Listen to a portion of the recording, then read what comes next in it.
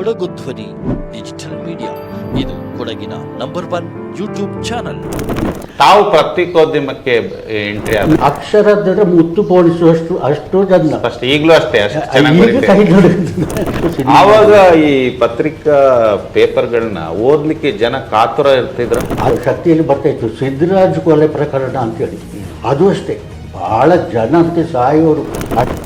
ಈಗ ತಾವು ಹಿರಿಯರಾಗಿ ಆ ಒಂದು ದಿನಮಾನದಲ್ಲಿ ಮತ್ತು ಈಗಿನ ದಿನಮಾನದಲ್ಲಿ ಈಗಿನ ಪತ್ರಕರ್ತರಿಗೆ ಏನು ನೀವು ಒಂದು ಸಂದೇಶ ಕೊಡ್ಬೋದು? ಈಗಿನ ಜನ್ರೇಷನ್ಗೆ ನಾನು ಹೇಳಲ್ಲ, ನನ್ನ ಅನುಭವ ಪ್ರಕಾರ ಮತ್ತು ನನಗೆ ತಿಳ್ಕೊಂಡು ಯಾವುದು ಮಧುರ ಶೆಟ್ಟರು ಇಂಥವ್ರು ಈ ಹಿರಿಯವರು ಮತ್ತು ಇದಕ್ಕೆ ನಮ್ಮ ಕಾಂಟ್ಯಾಕ್ಟ್ ಬಿಟ್ಟು ಅವರ ಮಾತಿಗೆ ನಾವು ಬೆಂಡಾದರೆ ಅದು ಹೇಗೆ ಅಂದರೆ ನಮ್ಮನ್ನು ಐಸ್ ಕ್ಯಾಂಡಿ ಥರ ಐಸ್ ಕ್ಯಾಂಡಿ ತಿಂದಾದ್ಮೇಲೆ ಕಡ್ಡಿನ ಬಿಸಾಡ್ತಿತ್ತು ನೋಡಿ, ಹಾಗೆ ಪತ್ರಕರ್ತರ ಜೀವ ಮಾಡಿ.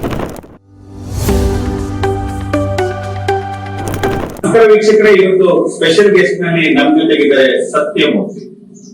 ಹೊನ್ನಪೇಟೆಯ ಕೃಷ್ಣ ಪ್ರೆಸ್ ನಲ್ಲಿ ಮಾಲೀಕರಾಗಿ ಪತ್ರಿಕೋದ್ಯಮದಲ್ಲಿ ಸುಮಾರು ದಶಕಗಳ ಕಾಲ ಕೆಲಸ ಮಾಡಿದ್ದಾರೆ.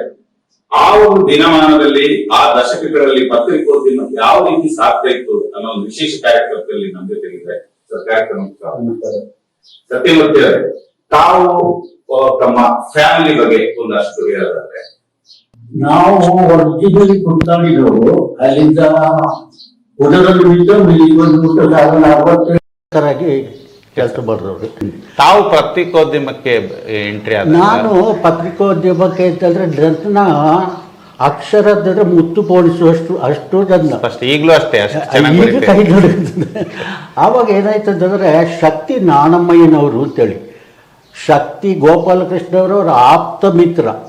ಮತ್ತು ಆವಾಗ ಏನು ಅಂತಂದರೆ ಈಗಿನಾಗೆ ಪತ್ರಕರ್ತರು ಇರಲಿಲ್ಲ, ಈ ಪತ್ರಿಕಾ ಏಜೆಂಟರ್ಗಳೇ ಪತ್ರಿಕಾ ನ್ಯೂಸ್ನ ಕಳಿಸೋದು.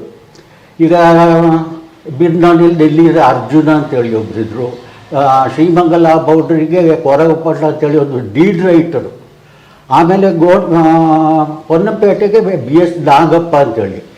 ಶಕ್ತಿಯವರು ಹೋಲ್ ಯಾವುದು ನಮ್ಮ ಹೊನ್ನಪೇಟೆ ತಾಲೂಕು, ಯಾಕೆಂದರೆ ಅವರ ಆಪ್ತ ಮಿತ್ರ. ಕಲೆಕ್ಷನ್ಗಾಗಲಿ ಜಾಹೀರಾತಿಗಾಗಲಿ ಎಲ್ಲ ಗೋಪಾಲಕೃಷ್ಣ ಅವರು ಬಂದರೆ ಅವರ ಹಿರಿ ಮಗ ಒಬ್ಬ ಇದ್ದ, ತೀರ್ಕೊಂಡು ಆ ಕಾಲ ಮೃತ್ಯು, ಯದುಮಣಿ ಅಂತೇಳಿ, ಅವ್ರನ್ನ ನಮ್ಮ ಮನೇಲಿ ಬಿಟ್ಬಿಟ್ಟು. ಹಾಗೆ ನಾನು ಅವರು ಭಾಳ ಕ್ಲೋಸು, ಅವರು ಬರೀ ಇದರ ವಿಷಯದಲ್ಲಿ ಮಾತಾಡ್ತಿದ್ದು. ಮತ್ತು ನಾಣಮ್ಮಯ್ಯನವ್ರದ್ದು ಕಥೆ ಏನು ಅಂತಂದರೆ, ನಾಣಮ್ಮಯ್ಯನವರು ವಿನ್ಸೆಂಟ್ ಸೋಡಾ ಫ್ಯಾಕ್ಟ್ರಿ ಇತ್ತಿತ್ತು, ಮೈಕಲ್ಲಿದ್ದ ನೋಡಿ ಅವ್ರ ತಂದೆದ್ದು. ಅಲ್ಲಿ ಇವರು ಅಡ್ಡ, ಅಲ್ಲಿ ಕೂತ್ಕೊಂಡು ಇವರು ಆದಷ್ಟು ಬರೆಯೋದು, ಅಲ್ಲಿಂದ ನನ್ನ ಕರೆಯೋದು ಬರೆಯೋದು ಅಂತ ಹೇಳ್ಬಿಟ್ಟು ಹೋಗ್ಬಿಟ್ಟು ಅವರು ಎಲ್ಲ ಹೇಳೋದು, ನಾನು ಬರೆಯೋದು. ಅವರು ಡಿಕ್ಟೇಟ್ ಕೊಡ್ತಿದ್ರು. ಡಿಕ್ಟೇಟ್ ಒಂದು ಎಪಿಸೋಡ್ ನಿಮಗೆ ಹೇಳಲಿಕ್ಕೆ ಅದು ಸಾಧಾರಣ ಕರ್ನಾಟಕ ರಾಜ್ಯನೇ ನಡುಗುತ್ತಿತ್ತು. ಏನು ಅಂತಂದರೆ ಟಿಬ್ಬರ್ ಪಾಸ್ ಅಂತೇಳಿ, ಅದು ಈ ಟಿಬ್ಬರ್ ನೀವು ಪಾಸ್ ತಗೊಂಡು ಬಂದಮೇಲೆ ಅರಣ್ಯಾಧಿಕಾರಿಗಳು ಏನು ಮಾಡ್ತಾರೆ, ಆ ಟಿಬ್ಬರಿಗೆ ಸೀಲ್ ಹೊಡಿತಾರೆ. ಆ ಸೀಲು ಕಬ್ಬಿಣದ ಸೀಲು, ಅದನ್ನ ಡೂಪ್ಲಿಕೇಟ್ ಮಾಡ್ತಾ ಇದ್ದಿದ್ದು ಗೋಣಿಗೊಪ್ಪಲು, ಅಲ್ಲಿಂದ ಸರಬರಾಜು ಆಗ್ತಿದ್ದು. ಅದ್ರ ವಿಷಯ ಬರೆದು ಅದು ದೊಡ್ಡ ವಿಷಯ, ರಾಜ್ಯ ಮಟ್ಟದಲ್ಲಿ ಅದು ಏನೋ ನಡೀತದೆ. ಆ ಥರ ಒಂದು ಮಾಡಿದ್ರು. ಅದೇ ಥರ ಆವಾಗ ಒಂದು ಇತ್ತು, ಶಕ್ತಿಯಲ್ಲಿ ಬರ್ತಾಯಿತ್ತು ಸಿದ್ದರಾಜ್ ಕೊಲೆ ಪ್ರಕರಣ ಅಂತೇಳಿ, ಅದು ಅಷ್ಟೇ ಭಾಳ ಜನ ಅದಕ್ಕೆ ಸಾಯೋರು. ಅಷ್ಟು ಡೀಟೇಲ್ಸ್ ಆಗಿ ಗೋಪಾಲಕೃಷ್ಣರು ಬರೀತಾ ಇದ್ರು, ಅಷ್ಟೊಂದು. ಈ ನಾನು ಇದಕ್ಕೆ ಹೇಗೆ ಇದಂತೆ ಹೀಗೆ ಅವರು ಹೇಳೋದು, ಬರೆಯೋದು, ಬರೆದು ಅಲ್ಲಿಂದ ಇಟ್ಕೊಳ್ಳೋದು. ಮತ್ತು ಆವಾಗ ಹೇಗೆ ಅಂತಂದರೆ, ನಿಮಗೆ ಈಗಿನ ಲ್ಯಾಪ್ಟಾಪ್ ಅಂಥದ್ದೇನಿಲ್ಲ. ಬೆಳಗಿನ ಜಾವ 5 ಗಂಟೆಗೆ ಗಜಾನನ ಬಸ್ ಅಂತೇಳಿ ಬಾಬಣ್ಣ ಅಂತೇಳಿ ಡ್ರೈವರು, ದೊಡ್ಡ ಅವರು 5 ಗಂಟೆಗೆ ಏನು ಮಾಡ್ತಾರೆ, ಈಗ ಬೂನಾಡು, ವಿರಾಜಪೇಟೆ, ಗೋಣಿಕೊಪ್ಪಕ್ಕೆ ಎಲ್ಲ ಶಕ್ತಿ ಬಂದು ಮಾಡಿ ಆ ಬಸ್ಸಲ್ಲಿ ಕೊಡ್ತಾರೆ. ಅವರು ಅಲ್ಲಿಂದ ಆ ಏಜೆಂಟ್ಗಳು ಈಗ ಬೂನಾಡು ಬಂದು ಅವ್ನು ಕೇಳ್ಕೊಂಡ, ಗೋಣಿಕೊಪ್ಪ ಬಂದ ಅವ್ನು ಕೇಳ್ಕೊಂಡ, ಹೀಗೆ ನಡೀತಾ ಇತ್ತು ಅಪ್ ಟು ಕುಟ್ಟದವರೆಗೆ. ಎಷ್ಟೊತ್ತಿಗೆ ಪತ್ರಿಕೆ ತಲುಪ್ತಾ ಇತ್ತು? ಅದು ಸಾಧಾರಣ ಒಂದು ಗೋಣಿಕೊಪ್ಪಲಿಗೆ ಬರುವಾಗ 8:30 9 ಗಂಟೆ ತಲುಪ್ತಿತ್ತು. ಅಲ್ಲಿಂದ ಬಟವಾಡೆ ಸುಖಾನಂದ ಅಂತೇಳಿ ಒಬ್ಬ ಇದ್ದ, ಅವನು ಶಕ್ತಿ ಬಟವಾಡೆಗಾರ. ಸುಖಾನಂದ ಅಂತ ಹೇಳಿದ್ರೆ ನಿಮಗೆ ಹೇಳಿಕೆ ಅದೇ ಆತ್ಮ. ನಾನು ಸುಂದರ್ ಸಿಂಗ್ ಅಂತ ನಾನು ಕಳೆದ ಸಲ ಕೊಡಗು ಧ್ವನಿಲಿ ಒಂದು ಆರ್ಟಿಕಲ್ ಮಾಡಿದ್ದೆ, ಅದರಲ್ಲಿ ಕೊಟ್ಟಿದ್ದೆ ಆತ್ಮಾರಾಮ್ ಚಿನ್ನದ ಕತ್ತಿ ಮತ್ತೆ ಇಲ್ಲಿಯ ರಾಜ ಅಂತೇಳಿ. ಅವರ ಸಾಕು ಮಗ ಅಲ್ಲ, ಅವರ ಮಗ, ಆದರೆ ಸ್ವಲ್ಪ ಬುದ್ಧಿಭ್ರಮಣ. ಅವರು ಶಕ್ತಿ ಎಲ್ಲ ಕೊಡೋದು ಇಲ್ಲಿದ ಕತೆ. ಈ ಶಕ್ತಿ ಮತ್ತು ಇದೇ ಎಲ್ಲ ನಾವು ಬರೆದಿಟ್ಟಿರ್ತೀವಿ. ಇದೇ ಗಜಾನನ ಬಸ್ಸು 4 ಗಂಟೆಗೆ ಕುಟ್ಟ ಬಿಡೋದು. ಕುಟ್ಟದಿಂದ ಬಿಡ್ತದೆ. ಬಿಡುವಾಗ ದಾರಿಯಲ್ಲಿ ಏನಾದರೂ ಮಾಹಿತಿ ಅಥವಾ ಏನಾದರೂ ವರದಿ ಇದ್ದರೆ ಆ ಡ್ರೈವರ್ ಕೊಡೋದು. ಡ್ರೈವರ್ ಕೊಡಬೇಕು, ಬರೆದುಬಿಟ್ಟು ಈಗ ಶ್ರೀಮಂಗಲದವರು ಕೊರಗಪ್ಪನ ಹೋಗಿ ಅವ್ರು ಕೊಟ್ಟು ಬಿಡೋದು. ಅವನು ಅದಕ್ಕೆ ಸಪ್ರೇಟ್ ಒಂದು ಬ್ಯಾಗ್ ಇಟ್ಕೊಂಡಿದ್ದ. ಆಮೇಲೆ ಗೋಣಿಗೊಪ್ಪ, ನನಗೆ ಆ ಕೆಲಸ. ಇವರು ಶಕ್ತಿನಾರಾಯಣ ಮೀನವರು 60 ಕಿಲೋ ಬನ್ನೆ ನೋಡ್ರಿ ಅದು ಕೊಟ್ಟುಬಿಟ್ಟು ಅಂತ ಹೇಳಿದ್ರೆ 10 ಪೈಸೆ ಅಥವಾ 15 ನಮ್ಗೆ ಕೊಡ್ತಾ ಇದ್ರು. ದೊಡ್ಡ ದುಡ್ಡು ನಮಗೆ ಅಲ್ಲಿ ಮತ್ತೆ ಬೇರೆ ಇದು ಬೇಕಲ್ಲ, ಈ ಅರ್ಚಕವೃತ್ತಿ ಅದು ಇದು ಮನೇಲಿ ಕೊಡ್ತಾರ. ಹಾಗೆ ಅಲ್ಲಿಂದ ಬರೋದು, ಬಂದು ಬಸ್ ಸ್ಟ್ಯಾಂಡಲ್ಲಿ ಬಡವ್ರ ಕೈಗೂ ಕೊಡೋದು. ಹಾಗೆ ಕಲೆಕ್ಟ್ ಮಾಡಿ ಹೋಗಿ ಅಲ್ಲಿ ಮಡಿಕೇರಿಯಲ್ಲಿ ಅವ್ರು ಕಲೆಕ್ಟ್ ಮಾಡಿದ್ರು. ಅಲ್ಲಿ ಏನು ಮಾಡ್ತಾರೆ ಅಂತಂದರೆ ಯಾವುದು ಇಂಪಾರ್ಟೆಂಟ್ ಜಾಹೀರಾತು ಅದಿದೆ ಅಲ್ಲಿ ಆವಾಗ ಹ್ಯಾಂಡ್ ಕಂಪೋಸಿಂಗ್ ಮಹಾದೇವಪೇಟೆಯಲ್ಲಿ ಇದ್ದಿದ್ದು ಶಕ್ತಿ. ಹ್ಯಾಂಡ್ ಕಂಪೋಸ್ ಅಕ್ಷರ ಜೋಡಿಸೋದು, ಅದು ಕಂಪೋಸ್ ಮಾಡಿ ಮಧ್ಯರಾತ್ರಿಯಲ್ಲಿ ಪ್ರಿಂಟ್ ಮಾಡಿ ಪುನಃ ಯಥಾಸ್ಥಿತಿ ಬೆಳಿಗ್ಗೆ ಬಡ್ಲು ಕೊಡ್ತಾ ಇದ್ದಿ. ಈ ಥರ ನಡೀತಾ ಇತ್ತು. ಇಲ್ಲಿ ಪತ್ರಿಕೋದ್ಯಮದಲ್ಲಿ ನಿಮಗೆ ಹೇಳಲಿಕ್ಕೆ ಮಧುರ ಶೆಟ್ಟರು ಅವರು ಏನು ಅಂತಂದರೆ ಶಕ್ತಿ ಗೋಪಾಲಕೃಷ್ಣದ ಜೂಜೇ ಅವರು ಆತ್ಮೀಯ ಸ್ನೇಹಿತರು, ಅಷ್ಟು ಸಂಪಾದಕರು ಬೇರೆ. ಏನಾಯ್ತಂದ್ರೆ ಆ ಕಾಲದಲ್ಲಿ ನಮ್ಮ ಬಾಸ್ GK ಸುಬ್ಬಯ್ಯನವರು, ನನ್ನ ಆಪ್ತ ಅಂತಂದ್ರೆ ಅದು ಅಷ್ಟು ದೋಸ್ತಿ GK ಸುಬ್ಬಯ್ಯನವರು MLA ಆದವರು. MLA ಅವರು ಇದ್ದರು. AM ಬೆಳ್ಳೆಪ್ಲಾಯರು ಅಂತ ಅದು ಮಡಿಕೇರಿ ತಾಲೂಕು MLA, ಗುಂಡ್ರಾಯರು ಅಲ್ಲಿ ಯಾವುದು ಸೋಮನಪೇಟೆ ತಾಲೂಕುದು. ಇವರೆಲ್ಲ ಮಾಡಿ ನಮ್ಮ ಒಂದು ಪಕ್ಷಕ್ಕೆ ಒಂದು ಮುಖವಾಣಿಯಾಗಿ ಬೇಕು ಅಂತೇಳಿ ಮಧುರ ಶೆಟ್ಟರನ್ನ ತಲೆ ತಿರುಗಿದ್ರು ಆ ಕಾಲದಲ್ಲಿ. ಅಷ್ಟು ಅಂದರೆ ಅವ್ರಿಗೆ ಏನಿಲ್ಲ, ಅವ್ರದ್ದೇ ಶಕ್ತಿ ಯಾವ್ದಾಗ ಅಷ್ಟು ಕ್ಲೋಸ್ ಇದ್ದವರು. ಅಲ್ಲಿಂದ ಏನಾಯಿತು, ಇವರು ನವಶಕ್ತಿ ಅಂತೇಳಿ ಮಾಡಿದ್ರು, ಒಂದು ಪ್ರಾರಂಭ ಮಾಡಿದ್ರು. ನವಶಕ್ತಿ ನಮ್ಮ ಈಗ ಎಷ್ಟು ನೋಡಿ ನ್ಯಾಯ ಇದ್ದಿತ್ತು ಅಲ್ಲೇ ಇದ್ದಿದ್ದು ಮಡಿಕೇರಿಯಲ್ಲಿ. ನಮ್ಮ ಮೆಂಬರ್ ಇದ್ದಾರಲ್ಲ ಯಶೋದಲ್ಲ ಅವ್ರದ್ದು ಇದರಲ್ಲಿ ನವಶಕ್ತಿ ಆಯಿತು. ಇವರು ಏನು ಮಾಡಿದ್ರು ಅಷ್ಟೊತ್ತಿಗೆ ರಾಜಕೀಯ ಎಲ್ಲ ಇದಲ್ಲ, ಮಧುರ ಶೆಟ್ಟರು ಪ್ರೆಸ್ಸೂ ನೋಡೋದಿಲ್ಲ, ಏನು ನೋಡೋದಿಲ್ಲ. ಆವಾಗ ಈ ಪ್ರೆಸ್ಸಲ್ಲಿ ಏನು ಅಂತಂದರೆ ಈ ಅಚ್ಚು ಮೊಳೆ ತಿಳಿಯೋದು ಅದಕ್ಕೆ, ಅದನ್ನ ಈಗ ನೋಡಿ ಅಂತೇಳಿ ಇಷ್ಟಿಷ್ಟು ಇರ್ತದೆ, ಅದನ್ನ ನಾವು ಜೋಡಿಸೋದು. ಈಗ ಕಳ್ಳ ಕಂಪೋಸಿಟರ್ಸ್ ಏನು ಮಾಡೋದು, ದಿವಸಕ್ಕೆ ಒಂದಿಷ್ಟೇ ತಗೊಂಡೋದ್ರೆ 20-30 ರೂಪಾಯಿ ಸಿಗ್ತಿತ್ತು. ಈ ಮಧುರ ಶೆಟ್ಟರು ರಾಜಕೀಯ ಅಲ್ಲಿ ಇಲ್ಲಿ ಅಂತೇಳಿ ಆಯಿತು. ಇಲ್ಲಿ ನೋಡೋದು ಒಂದು ಅಕ್ಷರ ಇರೋದಿಲ್ಲ, ಏನೂ ಇರೋದಿಲ್ಲ. ಮತ್ತೆ ಅವರು ರಾಜಕೀಯದ ನಂಬಿ ಹಾಳಾಗಿದ್ದವರು.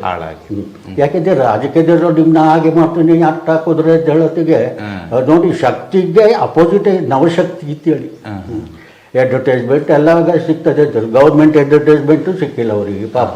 ಅವರು ಅಂತಾರೆ ನಡು ನೀರಲ್ಲಿ ಬಿಟ್ಟು ಕಡೆಗೆ ಹಾರಿಗೆ ಇದಕ್ಕೆ ಹೋಗಿ ಅವರು ದುರಂತ ಅಂತ್ಯ ಆಗ್ಬಿಟ್ಟು.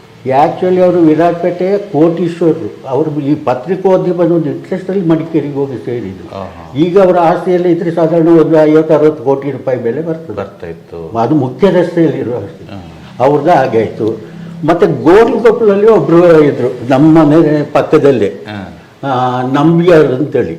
ಅವ್ರು ಏನು ಮಾಡಿದ್ರು, ಒಂದು ಮಲಯಾಳ ಇದು ಪತ್ರಿಕೆ ಸಂಬಂಧ ಅಂತೇಳಿ ಹೆಸರು. ಅಲ್ಲಿಂದ ಏನಾಯ್ತು, ಇಲ್ಲಿ ಸ್ವಲ್ಪ ಮಲಯಾಳ ರಾಜಕ್ಕೆ ಮತ್ತೆ ಅವರಿಗೆ ಇಷ್ಟಿಗೆ ಆಯಿತು. ಯಾಕೆಂದ್ರೆ ಮಲಯಾಳ ಪೇಪರ್ ಅಲ್ಲ. ಅಲ್ಲಿಂದ ಅವರು ಸಿದ್ದಾಪುರಕ್ಕೆ ಹೋದರು. ಹಾಗೆ ಇನ್ನೊಂದು ನಮ್ಮವನೊಬ್ಬ ಇದ್ದ ಸ್ವಲ್ಪ ಕನ್ಸರ್ಪಣ್ಣ ಫ್ಯಾಮಿಲಿ ಅವರು, ಅವನು ಪೊನ್ನಪೇಟೆಯಲ್ಲಿ ಆಕಾಶ ಅಂತೇಳಿ ವೀಕ್ಲಿ ಮಾಡಿದ್ರು. ಅದೊಂದು 6 ತಿಂಗಳು ಓಡ್ತದ್ದು, ಚಂದ ಇತ್ತು. ಆದರೆ ಭಾಳ ಇಂಟೆಲಿಜೆಂಟ್ ಅವ್ರ ಹೆಸರು ಮಾತಾಯ್ತು ನನಗೆ. ಆಮೇಲೆ ಇನ್ನೊಂದು ಮಧುರ ಶೆಟ್ಟರು ಬಿಟ್ಟ ಮೇಲೆ ಇದ್ದಿದ್ದು ಚೋಕಡ್ಡ ಚರ್ಮಣ್ಣ ಅಂತೇಳಿ, ಯೂತ್ ಕಾಂಗ್ರೆಸ್ ಪ್ರೆಸಿಡೆಂಟ್ ಬೇರೆ ಆಗಿದ್ದವನು, ತುಂಬ ಚಂದ ಬರೆಯೋನು. ಆದರೆ ಏನಂತಂದರೆ ಸ್ವಲ್ಪ ದುಶ್ಚಟ ಅದು ಇದೆಲ್ಲ ಆಗ್ಬಿಟ್ಟು ಅವನು ಮತ್ತು ಒಂದು ಚೇತನ ಅಂತೇಳಿ ವೀಕ್ಲಿ ಮಾಡಿ ಅದರಲ್ಲಿ ಇತ್ತು. ಅದಕ್ಕೆ ನನ್ನ ಇದು ಯಾವುದು ಕರೆಸ್ಪಾಂಡೆಂಟ್ ಇದು ವರದಿಗಾರ ಎಲ್ಲ ಮಾಡಿದ್ದು ಅದು ಹೋಯಿತು. ಆವಾಗೆಲ್ಲ ನಿಮಗೆ ಈಗಿನ ಥರ ಪ್ರೆಸ್ ಕ್ಲಬ್ಬು ಏನಿಲ್ಲ. ಆ ಜೂನಿಯರ್ ಕಾಲೇಜಿಗೆ ಹೋಗುವಾಗ ಅಲ್ಲಿ ಸುಮಾರು ಬರೀ ಅಡ್ಡಗಳಿರ್ತಿತ್ತು. ಮತ್ತು ಎಲ್ಲ ಪತ್ರಕರ್ತರು ಸಿಗರೇಟ್ ದಾಸರಾಗ. ಈಗ ನೋಡಿ ಬೀಚಿ ಒಂದು ಇದು ಬರಿಬೇಕಾದ್ರೆ 1 ಪ್ಯಾಕೆಟ್ ಸಿಗರೇಟ್ ಬಿಟ್ಟಿತ್ತು ಅವರಿಗೆ. ಹಾಗೆ ಇಲ್ಲಿ ಅಷ್ಟೇ ಚರ್ಮಣ್ಣ, ಮತ್ತು ಅವರ ಹೆಸರು ನಾಯ್ಡು ಹೆಸರೆಲ್ಲ ಮರ್ತೋಯ್ತು, ಎಲ್ಲ ಈ ಥರ ನಡೀತಾ ಇತ್ತು ಪೇಪರು.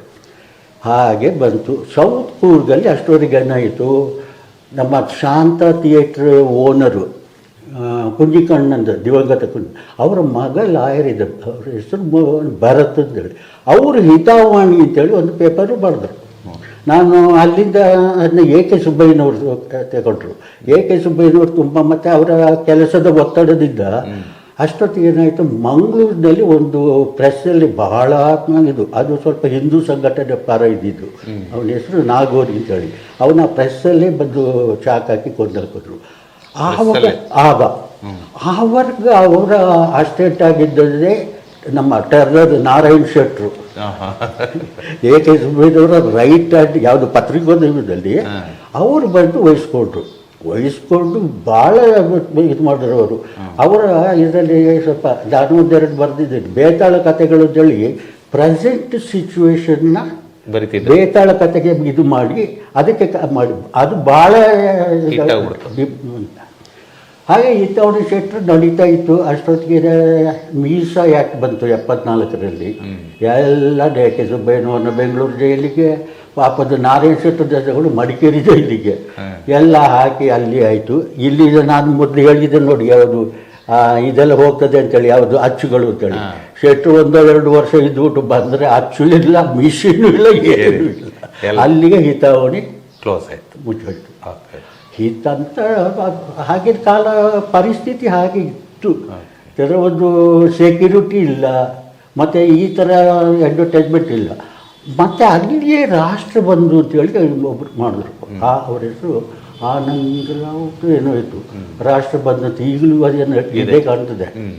ಅವ್ರ ಮಗ ಅರುಣ್ ಕುಮಾರ್ ಮಾಡ್ತಿರ್ಬೋದು, ಆದರೆ ಸರ್ಕ್ಯುಲೇಷನ್ ಇಲ್ಲ, ಅದು ನಡೀತಾ ಉಂಟು ಈಗ. ಮತ್ತು 69ರಲ್ಲಿ ಭಾರಿ ದೊಡ್ಡ, ಈಗ ನೋಡಿ ಮಂಗಳೂರಿಗೆ ಹೋಗುವ IB ಇದೆ, IBಯಲ್ಲಿ 69ನೇ ಇಸವಿಯಲ್ಲಿ ಸತ್ಯನಾರಾಯಣರಿಗೆ ದೊಡ್ಡ ಸನ್ಮಾನ ಆ ಕಾಲದಲ್ಲಿ 69ರಲ್ಲಿ. ಅದರ ಫೋಟೋ ಇದೆ, ಆ ಫೋಟೋ ಮತ್ತು ಆ ಪೇಪರ್ ಬಂದಿದೆ, ಕಟ್ಟಿಂಗ್ಸ್ ಇದೆ, ಬೇಕಾದ್ರೆ ಕೊಡ್ತೀನಿ ಅವರು. ಇಬ್ಬರನ್ನೇ ಯಾರಿಗೆ ಮುಕ್ಕಟ್ಟಿರೋ ವಸಂತಹಳ್ಳಿ ಶುಂಠಿಗೊಪ್ಪಲಲ್ಲಿ ಭಾಳ ಹಳೆಯ ರಾಜಕಾರಣಿ ಮತ್ತು ಪತ್ರಿಕೋದ್ಯಮದಲ್ಲಿದ್ದವನು ಮತ್ತು ವ್ಯಾಪಾರಿ. ಅವರ ತಂದೆಗೂ ಶಕ್ತಿನಾರಾಯಣಮಯ್ಯನವರಿಗೂ ದೊಡ್ಡದು ಯಾವುದು ಆಗಿನ ಕಾಲದಲ್ಲಿ ದೊಡ್ಡ BS ಗೋಪಾಲಕೃಷ್ಣ ರಾಯರ ನೇತೃತ್ವದಲ್ಲಿ ಅಂತಂದರೆ ಅಷ್ಟು ಅವರ ಪವರು ಇತ್ತ ಅವರ ಇದಕ್ಕೆ. ಅಲ್ಲ, ನೀವು ಮಧ್ಯದಲ್ಲಿ ಒಂದು 10 ಪೈಸಾ ಕೊಡ್ತಾಯಿದ್ರು, 15 ಪೈಸಾ ಕೊಡ್ತಿದ್ರು ಅಂದ್ರಲ್ಲ, ಏನೆಲ್ಲ ಸಿಗ್ತಾ ಇತ್ತು ಆಗ ಏನಂತ ಮುತ್ತಪ್ಪ ಜಾತ್ರೆ ಬಂದರೆ, ಈಗ ನೀವು ದೋಸೆ ಒಗಿದು ಕೊಡೋದು. ಆವಾಗ ಏನಂತಂದರೆ, ಇವತ್ತು ಮುತ್ತಪ್ಪ ಜಾತ್ರೆ ರಾತ್ರಿ ಇತ್ತಿದ್ರೆ 1-2 ದಿವಸ ಮೊದಲಿದ್ದಲೇ ದೋಸೆ ಮಾಡೋದು. 2 ದಿನ ಮೊದಲೇ ಮಾಡಿ ಸಾಧಾರಣ 4 ಅಡಿ 5 ಅಡಿ ಎತ್ತರದ ಗುಡ್ಡೆ ಇರ್ತಿತ್ತು. ಆದರೆ ಕುದಿಯುವ ಸಾಂಬಾರು ಹಾಕಿ ಕೊಡ್ತಾ ಇದ್ದಿದ್ದು, ಬಿಸಿ ಬಿಸಿ ಸಾಂಬಾರು. ಅದರಿಂದ ಅದು ನಿಮಗೆ ಮುತ್ತಪ್ಪ ಜಾತ್ರೆ ಆ ಕಥೆ ಹೇಳಿಕೋದ್ರೆ ದೊಡ್ಡದಿದೆ. ಬರೀ ಆದಿವಾಸಿಗಳಲ್ಲಿ ಈಗ ಒಂದು 20-25% ಜನ ಇಲ್ಲ, ಎಲ್ಲಿ ಇದ್ದಿದೆ ಇಲ್ಲಿ ಅದು. ಹಾಗಾಗಿ ಎಲ್ಲ ಕಡೆಯಿಂದ ಬರೋರು ಇಲ್ಲಿ. ಎಲ್ಲಿದ್ದರೆ ನಿಮಗೆ ಎಂಟಪ್ಪ ಲೇಔಟ್ ಇದೆ ನೋಡಿ, ಅಲ್ಲಿಂದ ಹಿಡಿದು ಬಾಲಾಜಿ ತನಕ ಅದು ಎಲ್ಲಿ ಬೆಂಕಿ ಗುಡ್ಡೆ ಹಾಕ್ಕೊಂಡು ಕಾರ ಅದು. ಯಾಕೆಂದರೆ ಈ ಮುಖ್ಯವಾದ ಕರೆಗಳು ಉಂಟಲ್ಲ, ಅದು ಯಾವುದು ಇದರಲ್ಲಿ ಬರೋದು ಆಫ್ಟರ್ ಮಿಡ್-ನೈಟ್ 2-3 ಗಂಟೆ ಘಂಟಾಕರಣ ಅದಿದು ಅಂತೇಳಿ ಅದೊಂದು ಬೇರೆ ಇತ್ತು. ಇದೆಲ್ಲ ನಾಣಮೇನವರು ಅವ್ರು ಬರೆದಿದ್ರು, ನಾನು ಹೇಳಿಕೊಡೋದು. ಈಗೆಲ್ಲ ಆಯಿತು, ಇಂಥ ಥರ ಇತ್ತು, ಬೆಳಗ್ಗೆ ಸುದ್ದಿ ಬರ್ತಾ ಇತ್ತು. ಬೆಳಗ್ಗೆ ಅವರೇನಿಲ್ಲ ಆದರೆ ನಾನು ಬರೆಯೋದು. ಮನೆದು ಹೋಮ್ವರ್ಕ್ ಮಾಡ್ತಾ ಇರಲಿಲ್ಲ, ಯಾಕೆ ಅಲ್ಲಿ ದುಡ್ಡು ಸಿಕ್ಕಿಲ್ಲ. ಇದು ಬರ್ತದೆ ನಮಗೆ 10 ರೂಪಾಯಿ 10 ಪೈಸಾ ಏನಿಲ್ದಿದ್ರು ನೆಲದಲ್ಲಿ ಕೂತು ಸಿನಿಮಾ. ಆವಾಗ ಈ ಪತ್ರಿಕಾ ಪೇಪರ್ಗಳನ್ನ ಓದ್ಲಿಕ್ಕೆ ಜನ ಕಾತುರ ಇರ್ತಿದ್ರ. ಅದು ಹೇಗೆ ಅಂದರೆ, ಅದು ಯಾಕೆಣ್ಣ ನಿಮಗೆ ಹೇಳಲಿಕ್ಕೆ SLC ರಿಸಲ್ಟ್ ಬರ್ತಾ ಇದ್ದಿದ್ದು ಪ್ರಜಾವಾಣಿ ಪೇಪರಲ್ಲಿ. SLC ರಿಸಲ್ಟ್ ಸ್ಟೇಟದು ಇಡೀ ಪ್ರಜಾವಾಣಿಯಲ್ಲಿ ಬರೋದು. ನಿಮಗೆ ಹೇಳಲಿಕ್ಕೆ ಆ ಪ್ರಜಾವಾಣಿ ಪೇಪರ್ ಕಾರಲ್ಲಿ ಬರ್ತಾ ಇದ್ದಿದ್ದು. ಗೋಡ್ಗೊಪ್ಪಲಲ್ಲಿ ಈಗೀಗ ಪೀಸ್ ಕ್ಲಬ್ ಇದೆ ನೋಡಿ, ಅಲ್ಲಿ ಗುಮ್ಮಟೀರ ತಮ್ಮಯ್ಯನವರು ಅಂತೇಳಿ ಅವರು ಇದ್ರದ್ದು ಏಜೆಂಟ್ ಆಗಿದ್ದಾರೆ. ಪ್ರಜಾವಾಣಿ ಬೇರೆ ಯಾವ ಪೇಪರ್ ಇಲ್ಲ, ಶಕ್ತಿ, ಪ್ರಜಾವಾಣಿ, ಡೆಕ್ಕನ್ ಹೆರಾಲ್ಡ್ ಇಷ್ಟೇ ಇದ್ದಿದ್ದು. ಮತ್ತು ಅಪರೂಪದಲ್ಲಿ ಕೆಲವರು ಈಗ ಇಲ್ಲಿ ದೊಡ್ಡ ಕರ್ನಲ್ಗಳು ಅವರೆಲ್ಲ ಇಲ್ಲಿಗೆ ತರಿಸ್ತಾ ಇದ್ರು. ಯಾವುದು ಪೋಸ್ಟಲ್ಲಿ ಹಿಂದೂ ತಿಳಿ ಎಲ್ಲಿ ನಮ್ಮ ಕೆ.ಸಿ. ಮಂದಣ್ಣನವರ ಅಂಗಡಿ ಬರ್ತಾ ಇತ್ತು, ಅದೇ ಇದ್ದಿದ್ದು. ಇದರಲ್ಲಿ ಯಾವುದು ಬೆಳಿಗ್ಗೆ ಸಾಧಾರಣ ನಿಮಗೆ ಹೇಳಲಿಕ್ಕೆ ಒಂದು ಅದೊಬ್ಬ ಕ್ಯೂರಿಯಾಸಿಟಿ ಎಲ್ಲ ರಿಸಲ್ಟ್ ಅಂತೇಳಿ ತಂದೆ ತಾಯಿ ಮಕ್ಕಳು ಎಲ್ಲ ಅಲ್ಲಿ ಗುಡ್ಡೆ ಸೇರುವವರು ಅಂಗಡಿ ಮುಂದೆ ಅಲ್ಲಿ. ಮತ್ತೆ ಅದು ಏನು ಬೇಡ, ಈ ಪಡಿತರ ಈಗ ಒಂದರ್ಥ ನೋಡಿ ಆ ಥರ ಜನ ಅಲ್ಲಿಂದ ಪೇಪರ್ ಓದ್ಕೊಂಡು ನೋಡೋದು, ಆ ಥರ ಪರಿಸ್ಥಿತಿ ಇತ್ತು. ಈಗ ತಾವು ಹಿರಿಯರಾಗಿ ಆ ಒಂದು ದಿನಮಾನದಲ್ಲಿ ಮತ್ತು ಈಗಿನ ದಿನಮಾನದಲ್ಲಿ ಈಗಿನ ಪತ್ರಕರ್ತರಿಗೆ ಏನು ನೀವೊಂದು ಸಂದೇಶ ಕೊಡ್ಬೋದು? ಏನಂತಂದರೆ ಇದು ಪತ್ರಿಕಾ ಧರ್ಮ ಅಂತಂದರೆ ಏನಂತ ನಾವು ಇದು ಪೂರ್ತಿಯಾಗಿ ಮತ್ತು ಯಾವುದು ಅಷ್ಟೇ ಸರ್. ಈಗ ನೋಡಿ ರಾಜಕೀಯನೇ ಆಗಲಿ, ನಾವು ಇಲ್ಲಿ ಇದು ರಾಜಕೀಯ ಮಾಡೋ ನಿಷ್ಠೂರ ಅಲ್ಲದೆ ಏನಿಲ್ಲ. ರಾಜ್ಯಕ್ಕೆ ಬೇಕಾ ಸಿಟಿಗೆ ಹೋಗಬೇಕು.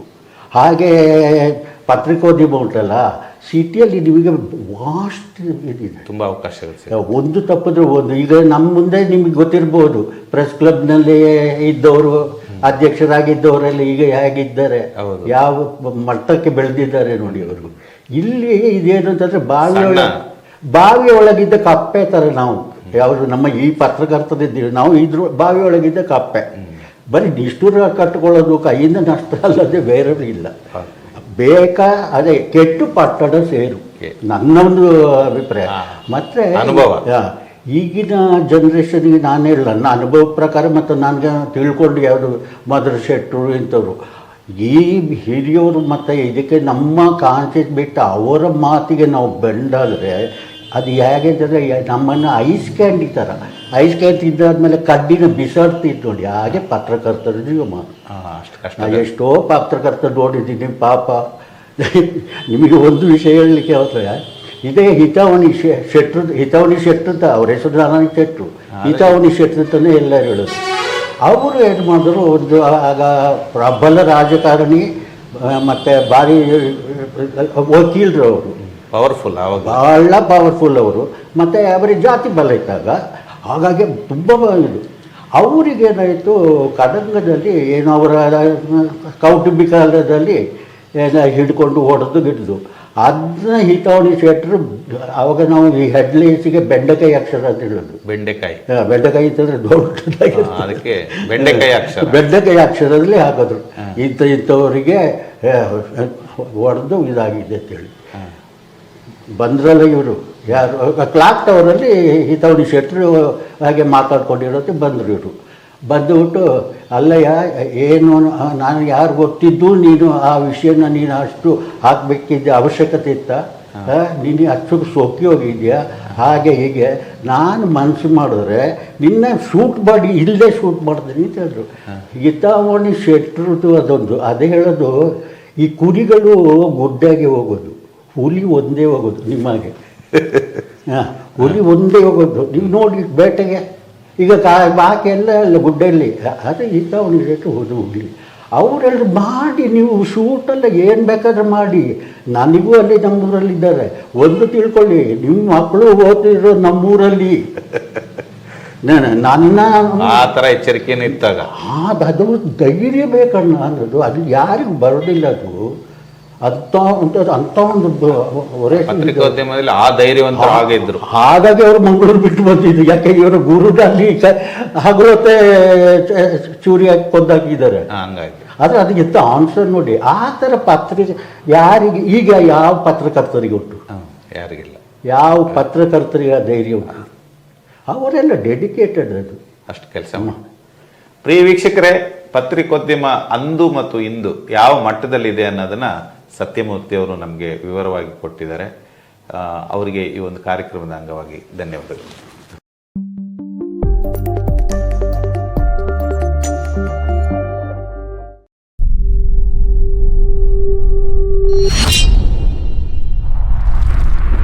ಕೊಡಗು ಧ್ವನಿ ಡಿಜಿಟಲ್ ಮೀಡಿಯಾ, ಇದು ಕೊಡಗಿನ ನಂಬರ್ 1 ಯೂಟ್ಯೂಬ್ ಚಾನಲ್.